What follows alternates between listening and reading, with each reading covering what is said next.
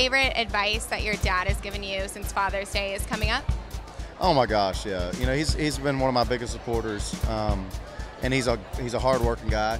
And I'll say this: Dad likes being his own boss. I think that's kind of what drove me into doing stuff that I love and enjoy. I mean, before I did this, I was cutting grass for a living, and I was my own boss. You know, it's great to do things you love, and I think he taught me that. You know, don't get stuck doing a job you don't like. Move around, do stuff you enjoy. You only live once.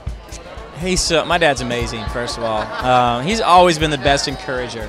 He's always just been so good at allowing me to just believe in what I'm doing and let me know that he supports it. And so I just think he's helped me be myself through the madness, and he's stood by me and kind of just giving me that good stay the course advice, when I needed it. So thanks for that, Pops. Gosh, my dad is the king of advice, and they're always like really kind of cheesy sounding cliche things that are actually amazing. I would say like the biggest thing ever is to just do what you love, because the minute you don't love what you're doing, it's just not worth it. It turns into a job, and he just always encouraged all of us really to be passionate about what it is we're doing and follow our dreams. And it sounds a little cheesy, but I love what I do, and he taught me that.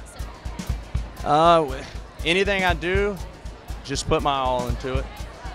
Yeah. My dad, he's always been a role model for me, and one of his things, always keep the Lord in your life, and live by that.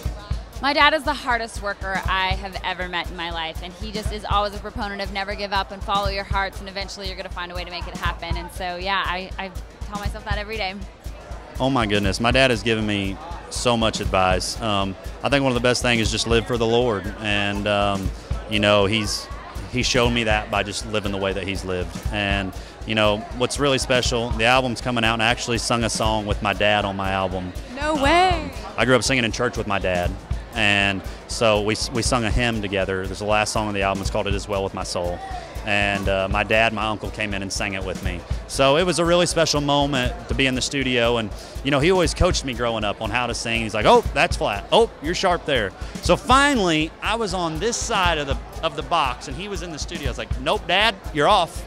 Nope. But it's been great. It's probably the most special song of the whole album, just because it's with my dad, and my album's coming out really close to Father's Day. So I think it's a really cool present. To keep my head on my shoulders and remember, so I wear this bracelet that's got my home latitude and longitude on it, and he handed it to me, if you can see that. A fan sent it to me, but my dad, and he grabbed it and saw it and brought it to me, and he said, "I think that's a good gift." He said, "So keep it on you. Remember where you're from, who you are, and that I'm your dad and I got your back." That's awesome. Always be the best you can be, as cliche as that might sound, but I think that's always try to be better today than you were yesterday. Probably just to not worry about what people say.